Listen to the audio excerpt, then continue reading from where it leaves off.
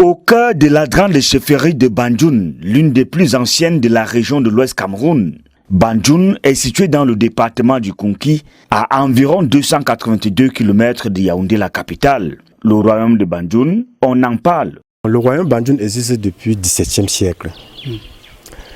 Banjoun vient de l'expression locale Badjo, qui veut dire peuple qui achète. De sa création au XVIIe siècle jusqu'à nos jours, 15 rois se sont succédés. C'est un prince Balin qui a fondé Banjoun. Il est quitté Balin parce qu'il n'est pas choisi comme héritier. Alors, ce prince s'appelait Ngo Chogom. Bon, il est quitté Balin avec ses compagnons pour venir s'imposer au petit chef qui existait pour former le royaume Banjoun. C'est le musée qui fait la fierté de ce royaume vieux du XVIIe siècle. On y retrouve des valeurs culturelles, endroit strictement interdit d'accès à toute personne étrangère.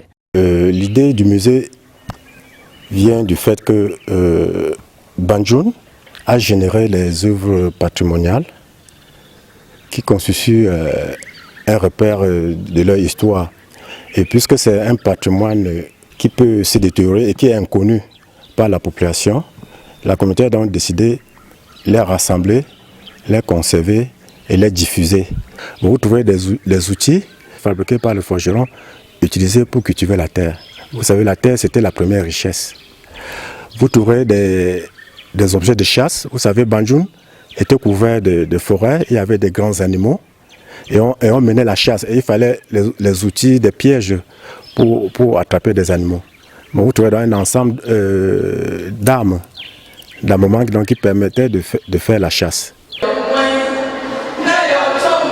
Lorsqu'on est fils du peuple Banjoun, on peut en être fier.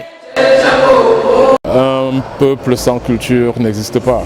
Donc on ne peut pas se passer de notre culture, vu que c'est réellement l'essence de notre existence. Cette culture, personnellement, m'apporte suffisamment d'équilibre sur le plan psychologique. Ça crée en moi le sentiment fier d'appartenir à une communauté et surtout le repère. Le repère, c'est l'essentiel d'abord. Cette culture est le repère de toute une communauté.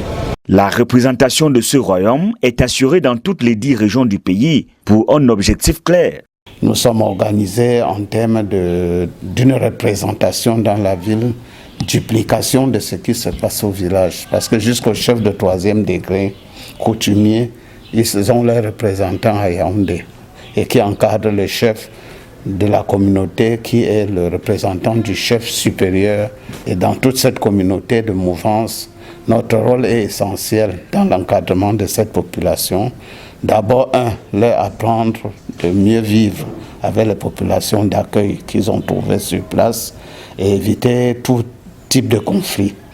De 2, les amener à pouvoir dégager, faire l'autosuffisance qui peut leur permettre de rentrer investir pour améliorer les conditions de vie des populations laissées sur place au village. Et parce que ce peuple entretient déjà de bonnes relations avec ses voisins de l'Ouest, tout va dans le bon terme. Le Banjoun est une chefferie en ami avec d'autres chefferies à travers, par exemple, des jeunes filles qu'on pouvait prendre dans cette chefferie-là comme épouses dans le royaume Banjoun.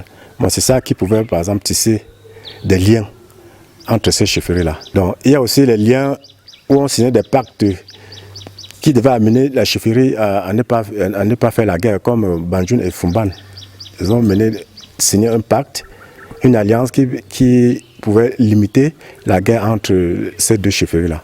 Le peuple de l'Ouest Cameroun reste encore attaché à ses valeurs culturelles ancestrales, malgré le modernisme qui fragilise d'autres.